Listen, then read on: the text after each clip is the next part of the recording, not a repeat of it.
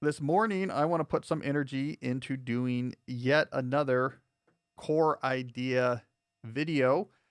Again, we've been racking these up 10 to 15-minute videos where I'm touching on the big ideas I come back to again and again. So you have something to reference, to save, and to share when you're interested in these ideas. So I wanted to do another one of those today. This is a core idea on a topic that actually was almost born on this podcast. It was born as roughly the same time as this podcast, and that is the deep life. So let's go deep about what we mean when we talk about the deep life. Now, I want to start with the background. Where did this come from? This terminology come from? It's all about the beginning of the pandemic. It's all about spring of 2020. This is when I began first on my email newsletter and then soon after on this podcast, coining the term the deep life and talking about it. Now, what was it about that period that made this general type of topic really relevant? There's three things that went on.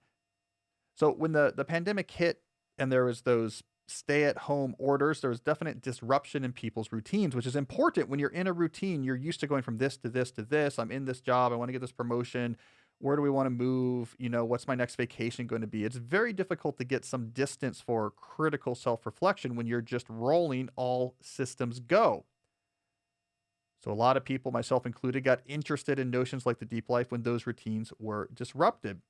I think the early pandemic also did a good job for a lot of people of highlighting both the negative and the potential positive of their lives. It helped highlight, well, what is it that I don't really like, but I've been avoiding? I don't really like this condo I live in this sort of annoying neighborhood in this city, and when I'm forced to have to spend all my time here. And I didn't have the normal escapes of, let me go to the movies and a bar and weekend trips. It really made it clear I don't really like where I live, or having to spend all this time on Zoom with your colleagues. You're realizing, there's excitement about commuting into my nice building downtown, but I don't really like these people, right? So there's negatives that were highlighted by the disruption of the pandemic. There's also positives. Being home a lot, being around your family more, being outside more, getting separation from having to drive into your office. So people also saw positives they weren't used to before. And I think most importantly, things got very disrupted, especially in the coastal places where we had mitigations that lasted for a very long time.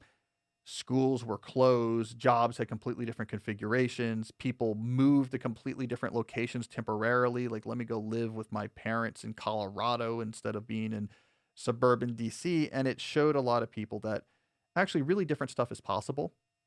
You can do something different than what you have been doing, and it's not going to fall apart. It's not as risky or scary as you once thought. So we had these forces come together, and people are stepping back and saying, I don't know, I want to rethink my life. I don't know that I want to just get back to what I was doing before as quickly as possible, and let's just keep rolling. So that was the context in which we began talking about the deep life. Now, the issue was, once we started talking about it, is that this is a timeless topic and one that is universal. Many, many people have these reflections on what a life well lived is like and what they want out of their life. It's one of the oldest, most cliched topics that we have. But it's a difficult topic to actually get good pragmatic advice on. This is what we quickly realize as we scan the landscape of pragmatic or aspirational literature on this topic, is that there's three things you would come across. One, purely inspirational information.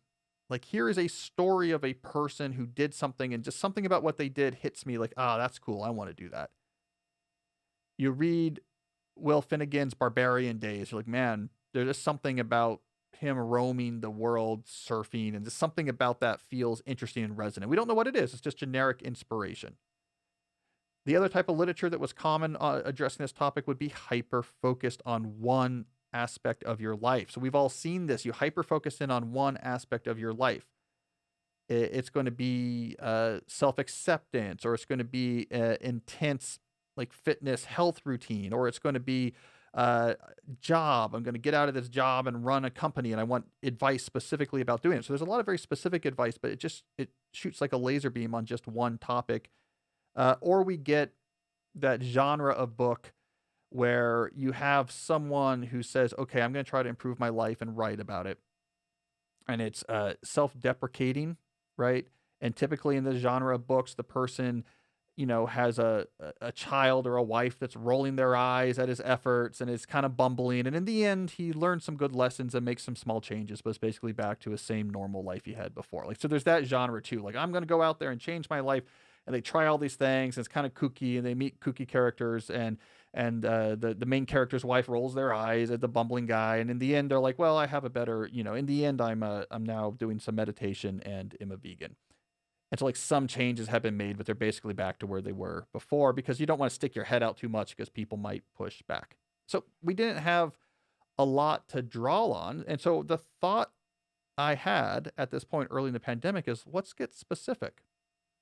Let's give this aspiration a name. Let's give it a definition. Let's come up with specific steps you can do to try to achieve it. Let's be super specific. Let's not just be vaguely inspirational. Let's not just hyper focus on one aspect of your life. And let's not do this sort of weak sauce, self-deprecating memoir type thing.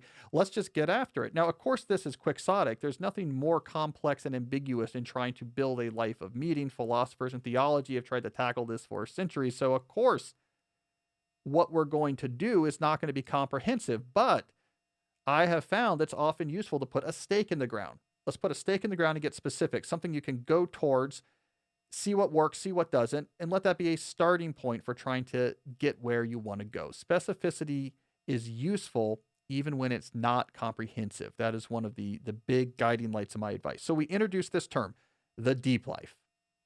Let's give a name to this generic aspiration a lot of people felt, especially during those early months of the pandemic. Then we gave it a definition. So what do we mean by the deep life? How about this for a definition? It is a life lived in radical alignment with your values. Let's be specific about it. Radical alignment with your values. All of the parts of this definition matter. So alignment with your values means you're focusing on things that are very important to you and not wasting too much time on things that aren't. Radical means in at least some of these areas, you have made really big head-turning shifts or transformation in your life to pursue those values. So not just small, but big. You have to have both parts of those if you want to capture that thing that we intuitively are attracted to, that intuitive notion of the deep life that we know it when we see it. If you just do the alignment with the values part without the radical, what do you end up with? Nothing bad, but also nothing phenomenal. What you end up with is, hey, I tuned up parts of my life. It's like the character at the end of those sort of weak sauce nonfiction memoirs. You have like slightly better health habits, and you've joined a reading group, and you're trying to walk more regularly, and you meditate. And it's good, right? Like you've added things in your life to be more in line with your values. If you're not doing that, is bad. It's better than doing nothing. But you're not going to watch a documentary about someone who has taken up a meditation habit and tries to walk more and be like, man, that's what I want. That guy's got it all figured out, right? It's not touching you deep. The radical piece is important too, because if you just do the radical without thinking about all the things that are important to you and aligning with things that are important to you, you get this burst of satisfaction because just making disruptive changes is exciting in itself, and then it dies off. Years ago, I read this book that had a great example of that. It was a book that was called Made by Hand. The author was Mark Frauenfelder. Now, Mark Frauenfelder went on to become the editor or co-editor of Make Magazine. So he became a big player in the DIY makerspace movement. But he wrote this memoir, and I remember reading it years ago. And for some reason, I remember being at San Francisco in the airport. So I don't know what trip this was. But they opened that book with him and his wife, and they had some young kids at the time, doing radical without the alignment to values. They're like, we just need to do something different, right? We feel this urge to live a deep life. And what they did was they moved to an island in the South Pacific, like just in the middle of nowhere. I think it was like Ratonga or somewhere like this. Because they're like, let's just be bold and do something completely new. It was miserable.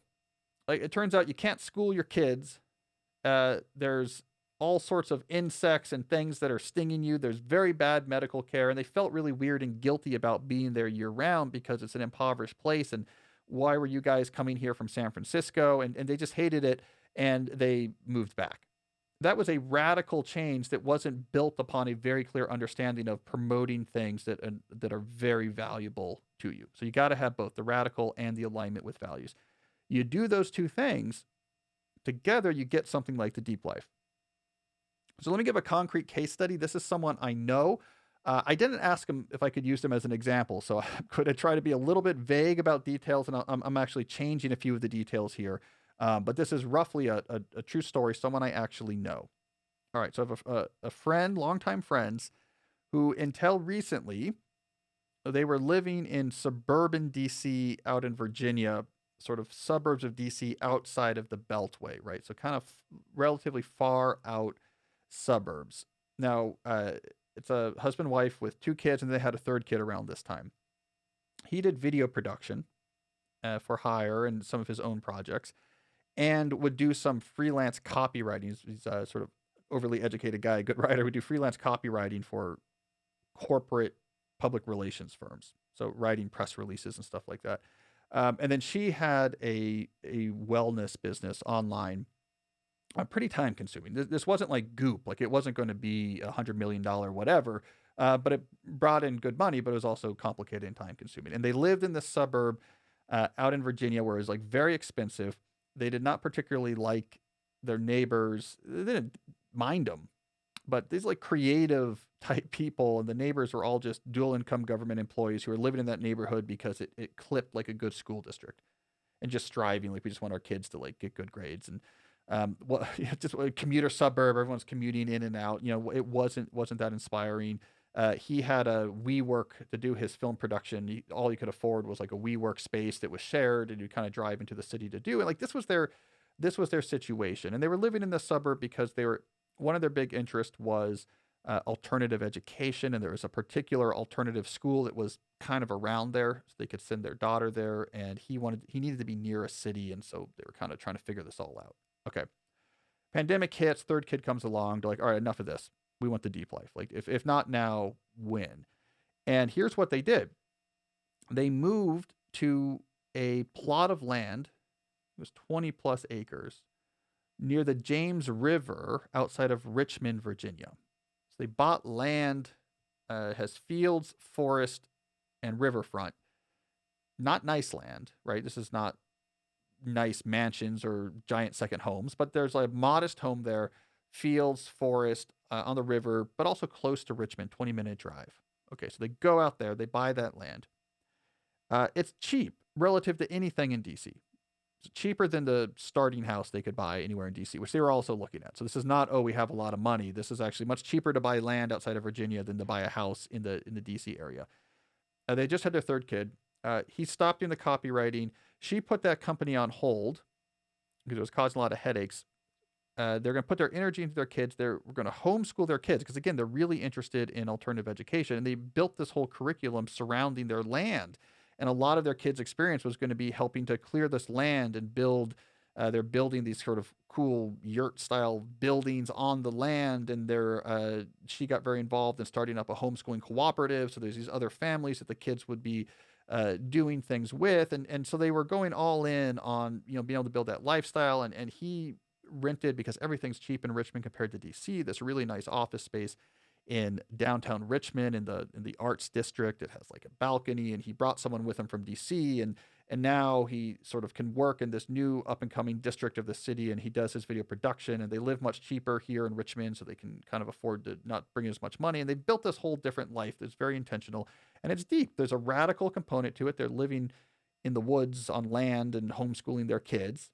But it's all coming from alignment with things that are really important to them. Slowing down, alternative education, being around their family, outside of like normal rat race suburban type living, but also connection to arts in the cities and creativity, which he has with what he's doing in the arts district. They shifted towards a deep life. That is that definition in action. So how do you do this yourself? Well, over the months, we worked out some specific strategies you could try. And most of the strategies that I talk about with the deep life start with identify the different areas of your life that are important to you. The deep life does not work if you neglect parts of your own existence that are important. If you get too myopic, it's all about my work. It's all about my religion. It's all about my family. If you get too myopic, it doesn't work. So you have to identify, let's start with just listing out what the different areas are. For whatever reason, when we began talking about this on the podcast, we began to use the terminology buckets to describe these areas. We say, what are the deep life buckets? What are the areas of your life that are important to you? This list should be personalized, but as a starting point, we often talk about, for sake of example, we'll talk about craft being one of these buckets. So that's the things you produce or your work, but also other types of high quality leisure type activities where you literally create things in the world. Community, it's your family, that's your friends, and that's the people that live around you. Dedication to that. Constitution, that's your health, that's your fitness. Contemplation, that's philosophy, ethics, and theology. So the part of that Aristotelian deep thinking about what makes humans humans and the life well lived. That's a key part for most people. We sometimes add a fifth bucket in these discussions, which we, to be alliterative, would call celebration, which is that commitment to, with presence and gratitude, just enjoying things about the world. You're really into craft beer and being able to be at that craft brewery overlooking the valley, enjoying like a new brew that you really understand why it's really good, and just having deep appreciation of that. You're really into music and being at that show and really just being able to appreciate that artist. So celebration is a big part of it for a lot of people as well. So you have your buckets, whatever they are. You have these different buckets, and the deep life has to respect all of them. That's step one. Step two, as part of our deep life strategy, is let's warm up by developing a keystone habit in each of the buckets. So something you do every day and you write down that you did it, that is relevant to that bucket and signals to yourself, I take this part of my life seriously and I am willing to do non-required activity on a daily basis to support this piece of my life. These should not be completely onerous or complicated because you won't do them, but they should also not be trivial. You have to walk that line. It's tractable but meaningful. So they're simple, but you do them every day. Now, this warm-up is about teaching yourself that you care about different parts of your life, teaching yourself that you are the type of person who does optional activity on a regular basis in pursuit of a greater good in your life. A lot of people need that warm up, and it's something I think that is missed in a lot of self-help or advice type writing, that we jump right into just do this, this, and this. Most people don't even have the practice yet with what does it feel like to say, shoot, I got to go do this, and it's kind of a pain, but then I get the satisfaction knowing that I did this thing anyways, even though it was a pain. And you say, wow, I'm willing to do things that are a pain if I think they're important to me. And I think that's a key first step. Next, once you have all those keystone habits going, the pump is primed, you dedicate 4 to 6 weeks to each of your buckets. And when it's the turn of a particular bucket, you spend that time, say, now let me do a more significant overhaul of that part of my life. And this is an alignment overhaul. So what you're trying to do is clear out of your life stuff that's not that valuable, that's related to that topic, or that actively gets in the way of the things you care about in that topic, while adding in place more things, a small number of things that are very important or valuable related to that. So when it comes to constitution, you're going through and really overhauling how you eat, integrating a fitness habit deeply into your daily routine. Maybe you start training for something. So you take each element. So I'm going to do a real overhaul there. Clear out the distraction, pump up the thing that creates the value, pump up the things that creates the value. Do this for each of the buckets. Now, at this point, you're really humming because 2 things have happened. One, you do really think about yourself as someone who can take optional action towards things that are important. And 2, you've been doing non-trivial action towards all of these areas of your life that matter. And it is in that action that you get the real self-insight. It's in the fact that you spent a month focusing on just this part of your life, and now have lived the next 4 months with that part of your life being emphasized, that you begin to gain real insight about what's important to you and what's not in that area. What matters, what doesn't, what opportunities out there are lurking. You're not just staring blindly at, I don't know, maybe I should live on a farm. Maybe I should move to Ratanga. You're starting to figure out what really matters. You get this nuanced understanding of yourself. Now we're ready for the final step of the transformation towards the deep life, which is engaging the radical. Now let's make some radical changes. We're leaving that suburb of DC and moving to the James River in Richmond. Now you're primed for that. If you start with that, you end up on the island in the South Pacific, picking lice out of your kid's hair, worried about there being no doctors, and saying we made a big mistake. But you do the keystone followed by the overhauls. Now you're coming from a place of confidence and self-awareness. And now you say, okay, what could we do that would be a radical shift that would further align us with these values I now much better understand? And here, the best way to do it is lifestyle centric, work backwards from various visions. You have to iterate through these various visions of a lifestyle, lifestyles that are radically changed from where you are now. And you have to evaluate these potential new lifestyles in terms of their impact on all of the buckets. What you're looking for is a lifestyle that has some sort of radical change that gets you there, but it enhances all of your buckets.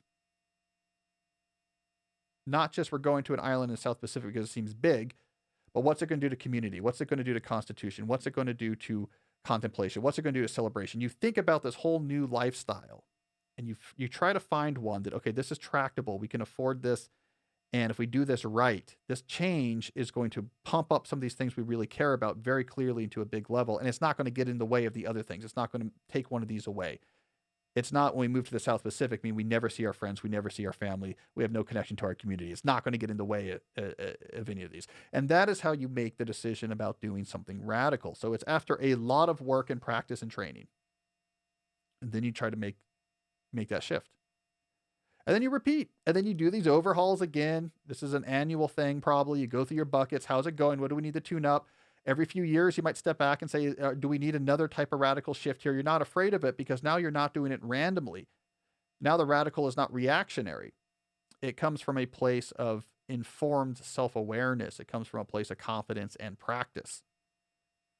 And so that is my attempt to make this vague but deeply aspirational idea that I want the type of life that when someone sees it, they say, whoa, I want that.